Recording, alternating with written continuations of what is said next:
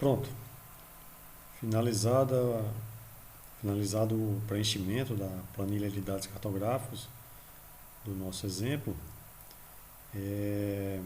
nós temos aqui então todas as linhas agora sim dentro do padrão, né? Você vê que aqueles códigos lá que foram numerados em campo P1, P2, P3, R1, R2 e assim por diante, eles não podem ser enviados, porque eles não atendem lá o formato do código de vértice do INCRA. Tá? Então agora, ó, você vê que todos os vértices estão com os códigos devidamente atendendo aqui a norma. Tá? Os vértices P seguindo aquela numeração lá, os vértices M também seguindo a numeração. Nesse exemplo aqui não tinha nenhum vértice V, mas se tivesse também seria igual. Aqui as latitudes, as longitudes, as precisões da longitude de cada vértice, latitude, precisão de cada latitude, as altitudes, precisão da altitude, os métodos de posicionamento de cada vértice, tá? Nesse exemplo todos foram rastreados com GNSS ou em PG1, ou PG2 ou PG9. Os tipos de limite, LA1, LA e LA2, e na confrontação com o riacho, o limite é LN1, tá? Limite natural tipo 1. E aí não tem código de cartório e número de matrícula, mas tem a identificação aqui descritiva de que o confrontante é o Riacho Velho, tá? Então ele apareceu aqui 4 vezes na nossa aba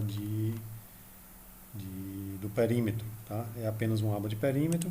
E aqui na identificação, que é a primeira aba que a gente já tinha passado, né? Foi preenchida primeiro, o nome do detentor, esse nome é fictício, o CPF também, esse CPF é fictício, a identificação da área, fazenda SAP, código do INCRA, código do cartório, número da matrícula, no município de Siderópolis.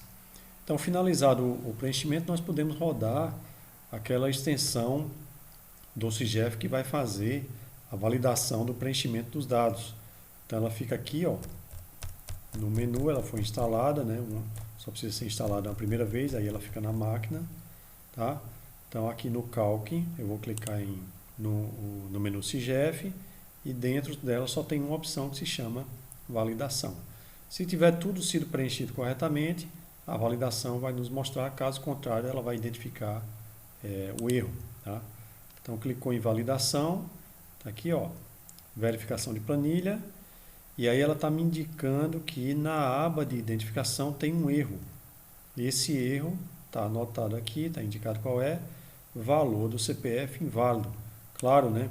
O CPF que foi usado aqui, ó, é um CPF fictício, né? Que eu anotei aqui só para a gente fazer o nosso exemplo, mas se vocês anotarem aí um CPF válido, ele vai fazer a validação desse CPF e vai confirmar que a planilha, a aba de identificação estaria tudo ok. Na sequência aqui, ó, está me dizendo que a aba de perímetros está ok. Então, a aba de perímetros, que é essa aqui, ó, está toda ok. Então, vou fazer de novo, CIGEF validação, aba de perímetros, ok.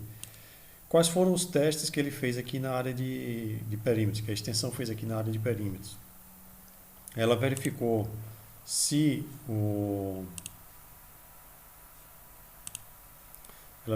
os códigos dos vértices atendem o padrão, tá? Ela verificou se as coordenadas estão no formato também padrão, verificou se tinha menos casas decimais do que o exigido, ela verificou se o método de posicionamento corresponde ao tipo de vértice que foi indicado aqui. Vocês lembram que tem um quadro lá no manual de posicionamento que faz uma ligação, né, o quadro 4, né, que cria uma relação entre os tipos de vértices, né, MP ou V, com os métodos de posicionamento. Então, a extensão fez essa verificação também. E fez uma verificação se o tipo de limite aqui corresponde ao método de posicionamento, né? Se o método de posicionamento, na verdade, corresponde ao tipo de limite, e também se o tipo de vértice MPOV é correspondente com o tipo de limite que foi indicado aqui. Okay? Então, todas essas validações foram feitas e ajudam muito a eliminar os erros grosseiros, né? Ou os erros de anotação, ou os erros dessas correlações entre tipo de vértice, tipo de método de posicionamento e o tipo de limite. Então, essa extensão ela faz aquela ligação daqueles vários quadros diferentes que estão nos manuais, no manual de limites e confrontações e no manual de posicionamento, e dá para nós então a resposta se está tudo ok, para a gente ter menos problema, para a gente não ter problema na verdade, quando submeter essa planilha lá no CIGEF. Para finalizar esse vídeo, eu gostaria de fazer só uma observação. É óbvio que esse exemplo que a gente fez foi bastante trabalhoso, né? Na prática, ninguém vai fazer os exemplos, né? Ninguém vai fazer o preenchimento das planilhas de dados cartográficos manualmente, né? Como foi feito agora. Não. A intenção agora é somente didática, né? Para que vocês vão se acostumando aos poucos com a planilha, com os dados que devem ser preenchidos, a forma como deve ser preenchido, para minimizar o máximo possível os erros que vocês possam cometer. Na prática, o que nós vamos fazer realmente é utilizar softwares de automação topográfica.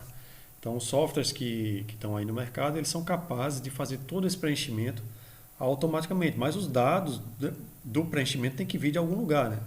Então, no software de topografia, vocês vão ter que inserir os dados topográficos, fazer o processamento disso, inserir dados de GNSS, né, já com resultados aí dos processamentos e ajustamentos, vão ter que gerenciar toda essa massa de dados e deixar ela prontinha. Aí o software é capaz de gerar uma planilha como essa, organizada, né, toda no padrão, seguindo aí a normativa do INCRA, seguindo tudo que tem que ser feito realmente, né, como tem que ser feito. Manualmente a gente não vai fazer, né? Mesmo que fosse um imóvel pequeno, com certeza absoluta a gente faria isso utilizando um software de automação. Mas para efeitos didáticos, o exercício é válido e ele ajuda a fixar, né, a sedimentar aí os conteúdos dessa nossa etapa da unidade curricular de cadastro.